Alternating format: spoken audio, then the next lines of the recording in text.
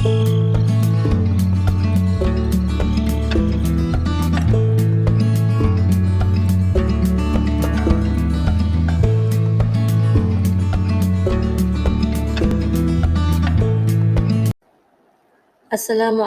warahmatullahi wabarakatuh. Sabahal khair, kaifa halukum? Alhamdulillah, pada hari ini kita sambung semula pembelajaran kita berkaitan tentang huruf hijaiyah.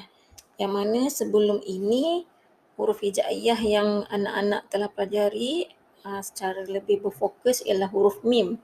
Tapi pada hari ini nurakizu ala dal. Kita berfokuskan pada huruf dal. Okey, jadi sebelum kita masuk pada tajuk kita hari ini, okey, kita kena tahu dahulu di dalam huruf hijaiyah terdapat 6 huruf yang tidak boleh bersambung. Okey, fiha sittatun huruf. Perkara ini tentang ini saya pernah memberitahu dalam pembelajaran sebelum ini. Okey, dalam huruf hijaiyah ada 6 huruf yang tidak boleh bersambung. Apakah huruf tersebut? Iaitu huruf alif, dal, zal, ra, zai dan waw. Okey, apa maksud yang huruf yang tidak boleh bersambung? Huruf ini dia tidak boleh bersambung dengan huruf selepasnya. Maknanya huruf selepas 6 huruf ini dia tidak boleh bersambung. Tetapi huruf ini boleh bersambung atau tidak boleh bersambung dengan huruf sebelumnya. Dia dalam dua keadaan. Okey, sekiranya huruf sebelum huruf contoh saya ambil huruf alif. Okey, katakan huruf alif dia tidak boleh bersambung dengan huruf selepas alif. Tetapi sekiranya huruf yang datang sebelum huruf alif dia dalam dua keadaan. Sama ada dia boleh bersambung atau tidak boleh bersambung. Okey, saya akan datangkan contoh. Pada hari ini kita fokus pada huruf dal. Jadi kita akan tengok huruf dal, selepas huruf dal tidak boleh bersambung dengan huruf selepasnya. Tetapi huruf dal boleh bersambung dengan huruf sebelumnya sekiranya huruf tersebut boleh disambungkan. Dan huruf dal tidak boleh bersambung dengan huruf sebelumnya sekiranya sebelum huruf dal itu ialah huruf yang tidak boleh bersambung. Okey, kita akan lihat pada contoh pembelajaran kita pada hari ini. Okey, apa yang anak-anak perlu pelajari pada hari ini? Huruf dal di awal kalimah, fil awali, huruf dal di pertengahan kalimah, fil wasti, dan huruf dal di akhir kalimah, fil akhiri. Okey, mari kita lihat satu persatu contoh. Sebelum ini kita dah mempelajari cara menulis huruf dal. Saya ulangi semula. Cara untuk menulis huruf dal ada dua langkah. Okey, seperti mana dalam gambar rajah yang anak-anak lihat sekarang. Okey, itu cara penulisan yang betul untuk huruf dal. Okey, jadi mari kita lihat dulu huruf dal fil awali iaitu di awal. Di awal mana ni? Huruf dal yang terletak di awal perkataan. Okey, mislu dakhala. Okey, kalau kita lihat di sini contoh yang diberikan ialah dakhala.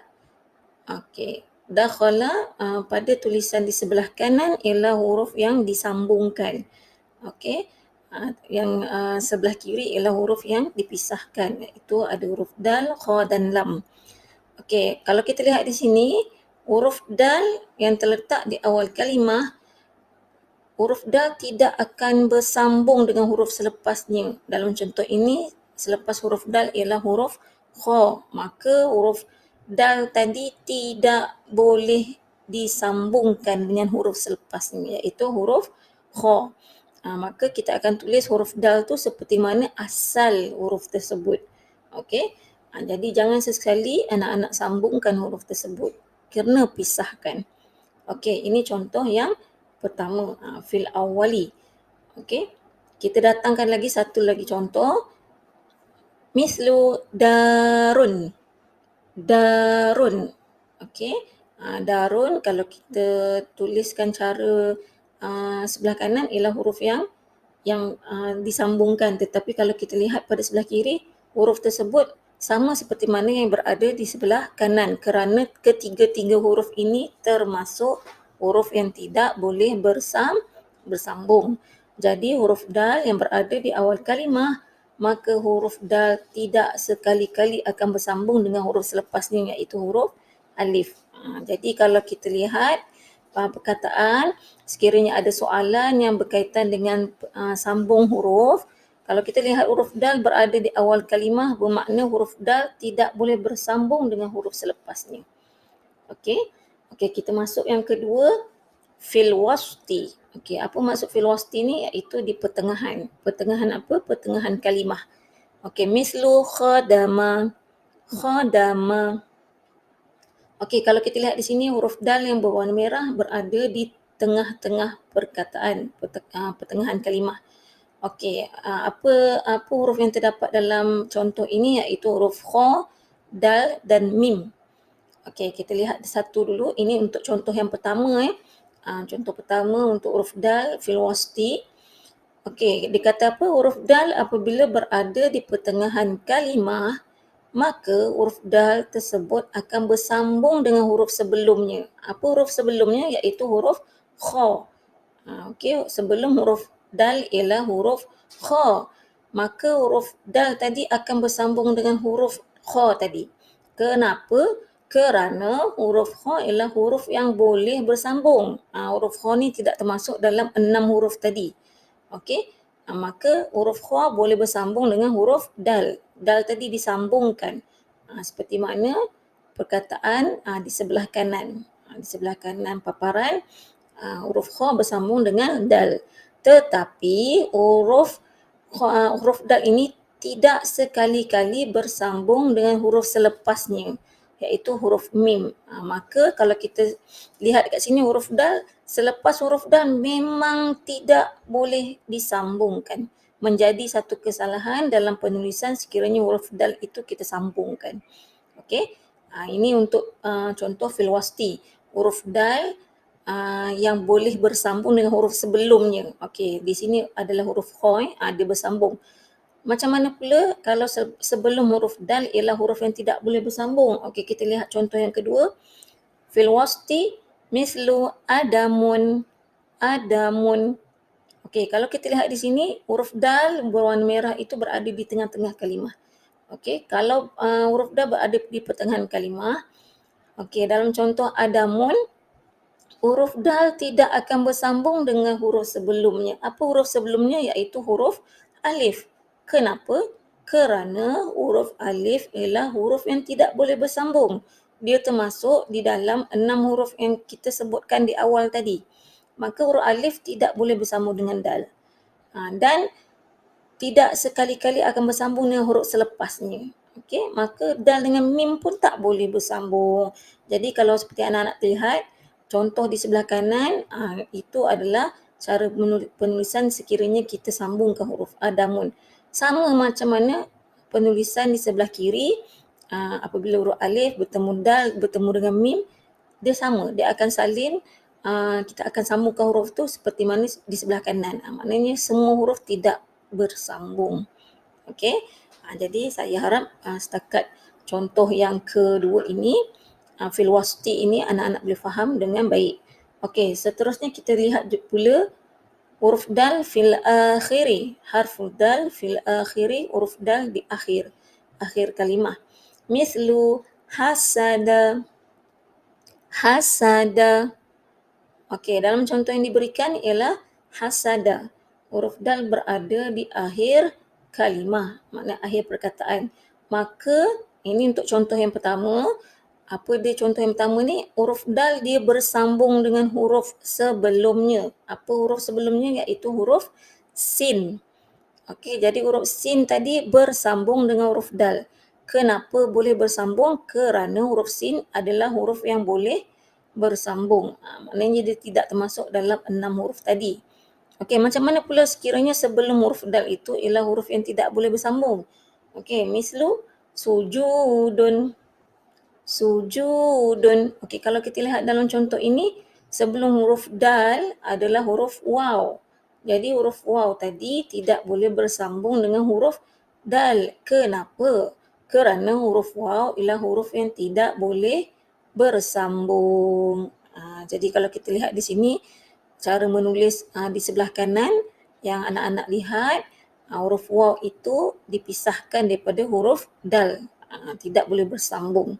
Okey, ini contoh untuk fi'il akhir. Ketiga-tiga tadi kita dah sebut, tetapi kita ada sedikit penambahan. Apakah cara bacaan dan penulisan sekiranya huruf itu bertanda harakatus sukun. Okey, apa ni harakat sukun? Okey, iaitu huruf yang berbaris mati. Bertanda matilah. Okey, contoh mislu madrasatun, madrasatun, madrasatun.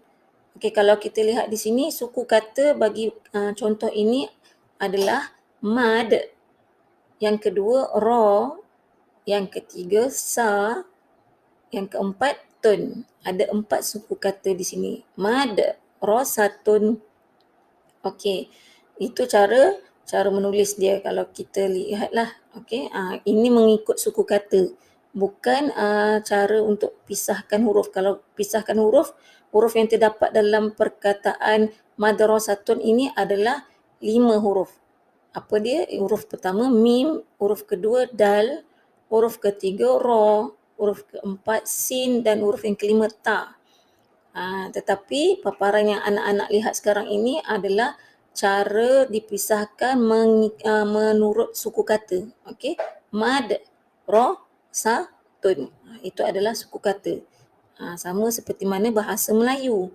Contoh baju. Suku katanya ada 2. Apa dia? Ba dan ju. Kita gabungkan jadi baju. Sama juga bahasa Arab, madrasatun, suku katanya ada 4. Okey. Kalau hurufnya ada 5. Madrasatun huruf ada 5. Suku katanya ada 4. Okey, yang terakhirnya sebelum kita tamat pembelajaran kita pada hari ini berkaitan dengan huruf dal, iaitu harful dal biharakati syaddah. Okey, huruf dal dengan baris syaddah. Syaddah ni apa maksud syaddah? Kalau kita sebut perkataan syaddah ni pun kita rasa berat. Berat kan? Jadi syaddah ini adalah huruf yang bertanda sabdu. Okey, mislu jaddatun, jaddatun. Jadi kita akan sebut huruf dal ni 2 kali. Jaddatun. Okey. Kalau mengikut suku kata, jaddatun ini ada 3 suku kata. Apa dia? Yang pertama jad, yang kedua da, yang ketiga tun. Jaddatun. Okey, jadi ada 3 suku kata. Tetapi huruf yang terdapat dalam contoh ini ada 3 sahaja. Sama juga 3. Apa huruf dia? Huruf pertama jim, yang kedua dal, yang ketiga ta, ta marbutah. Okey, hurufnya ada 3 dan suku katanya pun 3 juga. Suku kata yang pertama jad, suku kata kedua da dan suku kata yang ketiga tun. Jaddatun. Okey, kalau anak-anak lihat yang di bawah paparan itu, yang bertanda tambah itu adalah suku kata. Okey, suku kata ni kalau kita lihat di situ ada 2 kali huruf dal. Okey, huruf dal yang pertama berbaris mati, dal yang kedua berbaris atas. Apabila dihimpunkan 2 huruf yang sama, maka cara menulis dia kita tukarkan tanda mati tadi kepada tanda sabdu, syaddah. Jadi contohnya seperti di atas. Okey, contoh huruf yang disambungkan tu, jaddatun. Okey, jadi saya harapkan anak-anak dapat faham pada hari ini pembelajaran kita berkaitan dengan huruf dal. Kerana huruf dal ini adalah huruf yang termasuk pada huruf yang tidak boleh disambungkan. Dia tidak boleh disambungkan tu selepas huruf tersebut. Antara 6 huruf ni, selepas huruf tersebut memang tidak boleh disambungkan. Tetapi sekiranya huruf sebelum 6 huruf ini tadi, dia ada 2 keadaan. Yang pertama, sama ada boleh bersambung. Boleh bersambung ni dengan erti kata sekiranya huruf sebelum huruf dal itu ialah huruf yang boleh bersambung. Okey. Yang kedua, huruf sebelum huruf dal itu sekiranya datang dalam keadaan huruf yang tidak boleh bersambung, maka huruf tadi tidak boleh disambungkan dengan huruf dal. Okey, itu saya harapkan anak boleh faham. Mudah-mudahan Allah memberikan kita taufik dan hidayah dan limpahan ilmu buat anak-anak semua. Kita teruskan pembelajaran kita pada hari ini secara dalam talian. InsyaAllah kita akan bertemu pada minggu hadapan. Dan saya doakan semoga anak-anak diberikan pengetahuan yang lebih dalam mempelajari bahasa Arab, kerana bahasa Arab ini sebenarnya adalah sangat mudah. Okey, itu sahaja untuk pada hari ini. Jazakumullahu khairan jaza ala istima'ikum. Terima kasih banyak-banyak di atas perhatian anak-anak semua. Siru ala barakatillah. Assalamualaikum warahmatullahi wabarakatuh. Ila liqa' ma'assalamah.